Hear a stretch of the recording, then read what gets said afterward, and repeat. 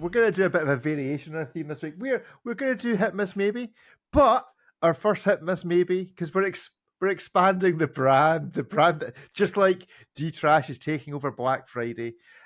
We're expanding the brand from watches. So our first hit miss maybe, and this is when David is going to regret not being on the show. First hit miss maybe is this: Jaguar. Boss defends new ad and rebrand online. Oh, Ariel, Ripley, I assume you must have been thought this must have hit the news elsewhere in the world rather than just the UK. Yes, I unfortunately saw.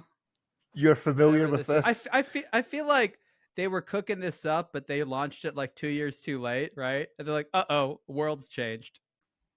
Yeah, I think probably this has been the favourite meme pastiche of the week. I don't know if anyone's seen the meme where they've AI'd an actual Jaguar attacking the cast of this advert, which is hysterical. I will try and find that for the video. Hasn't every logo of a strong car company involve big, thick letters?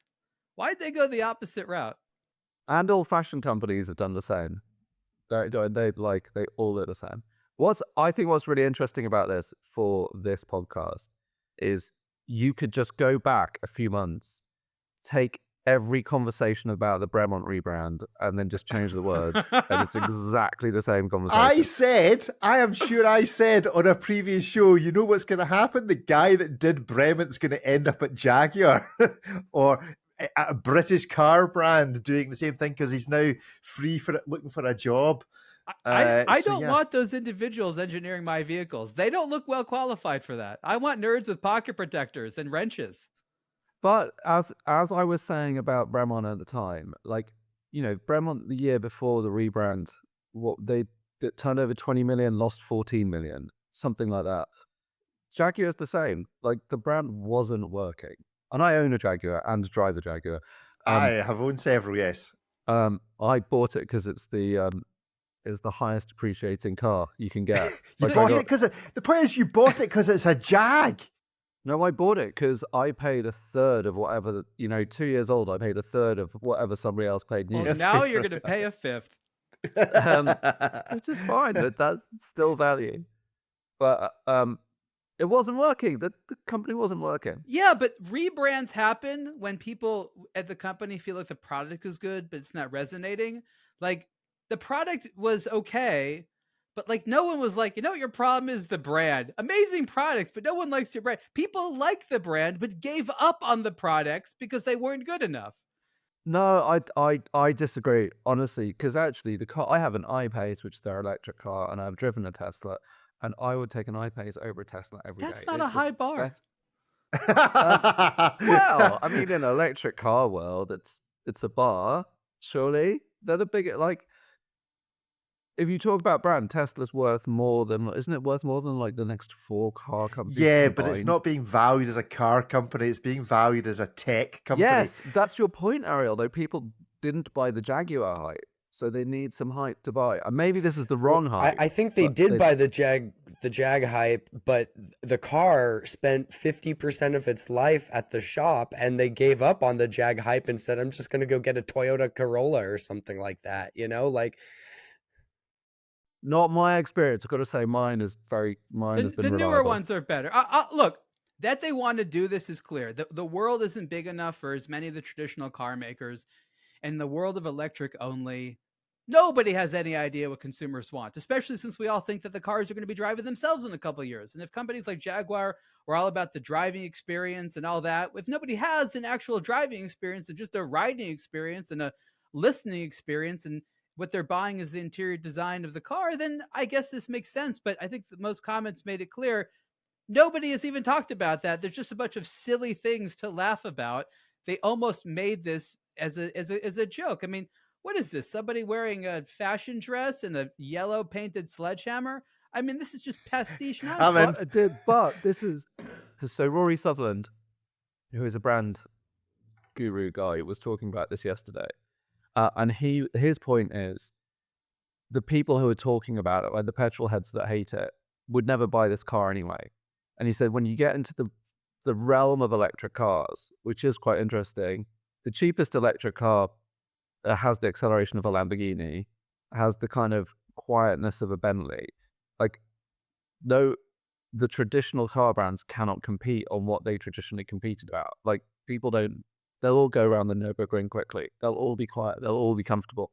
They'll all be fast because all electric cars are. So you need to And they'll create all something have to different. wait in line for a charge. Not That's eventually. true. Yeah, is that I how all can't these wait. people So that's met an- each other? Is that the people in the video? Is this just like Yeah, the meetup that's waiting the for the wasteland. charge? Yeah, that's Who are the you? wasteland. No charging points. All we have is our hopes and dreams to fuel us. Listen, I went to a Jaguar showroom Sunday, and the Jaguar showroom is shared with a Land Rover showroom, and all I can say is Not the a Land Skittles Rover factory? salespeople. No, all I can say is the Land Rover folk are bricking themselves that they're next. I mean, Jaguar has physically stopped making cars. There are no cars on the production line at Jaguar at the moment. They've stopped making them. They've just stopped making cars. You can't order anything. There's nothing to order because everything from now on is going to be this electric car. And the main comment from the people in the sales room was, whatever it is, it better be the best thing. It better be so, it better be a DeLorean-like, or, something that works, hopefully, but that is so game-changing, even if it isolates 99% of the car buying community. If it pleases 1%, 100%, then they've done the right thing. And so this car that they've teased, It's going to be pretty and mediocre. We know that. Pretty. well, that's the and problem, mediocre. is everyone's going to look at it most likely and go, this is rubbish. No, I think the difference between this and the Bremont is that this, you have to remember that Jaguar is part of the stable of brands, and the Land Rover in itself has kind of a Discovery brand, has a Defender brand, has a Range Rover brand, it's got Range Rover Sport, Defender Sport. Which incidentally is what they're changing to so they're getting rid of the Land Rover brand, and what will be on the cars, Which I think is a mistake. which is a mistake. So I've got a Defender sitting out there, but it won't say Land Rover on it. It will just say Defender on it, and Land Rover won't be a thing. They cover so many, and each Land Rover model was kind of outselling Jaguar models like 4 or 5 to 1. So they're covering so many bases and so much of the audience with those brands that Jaguar does need to be something different. Well, there's different. This looks like a horror movie rendition of a Fanta soda commercial. It does, but who doesn't know that Jaguar's got new cars coming in a couple of years when this is forgotten? This is true. I mean, we'll be paying attention, sure. I hope this is exclusively the color palette offered for it. No silver, no black, no white. You get 4 different shades of red, orange, and yellow. No, I think they should keep the fade. Every car fades top to bottom. Yeah. We'll call it off-worldly magenta. So before we go, predict the future. Is this going to be a hit, a miss, or a maybe? So predicting the future, not what you think now. Do you think they're going to make this work? Do you think there's some genius behind the scene? It's going to be a niche. It's going to be a niche hit. A niche hit. So hit, 1, 2, 3, go. I think the 2 hits, 2 misses. The Brits like it. Yeah, the Brits like it. If they manage to produce something that has the kind of initial Tesla vibes that makes people go, You all mean right, a okay. rebranded Lotus? Yeah, okay. It's never. I changed my mind. It's going to be such a big miss. It's going to be unbelievable. The coolest, I don't know if sales- you, I Rick, don't if know. you can get it Really. up, the coolest electric car coming, and I'm not really into cars, but I think Hyundai had this like concept car that looks like a Mad Max car from the 80s. All the concept cars look rad, and then you get the one that they actually make, and you're like, what happened to all of the cool stuff you just showed us 2 years ago? This one looks awesome. I don't know if it's. Is it any of these on the screen, guy? I'll show. Do tune into a Blog to Watch Weekly Live.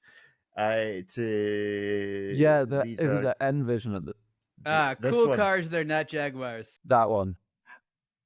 I That mean, looks how like cool an is old that? BMW. Yeah, it looks I like love the that. 8 Series. Yeah, like an 8 Series BMW that someone like gave some big hips to. What are those things on the side? I like them, but Oh, I think it Those are looks air awesome. intakes because it's going so fast. The wheels need to cool down or they'll go on fire. it doesn't need to aerate anything because it's electric. We just have huge scoops. powers the wind turbine at the back that charges the battery. Maybe they're getting rid of Land Rover because the cars will soon be flying as well. Yeah, there's no need to rove the land. We're roving air and space. And they're like, wait a minute, Rover is already a company. Damn it.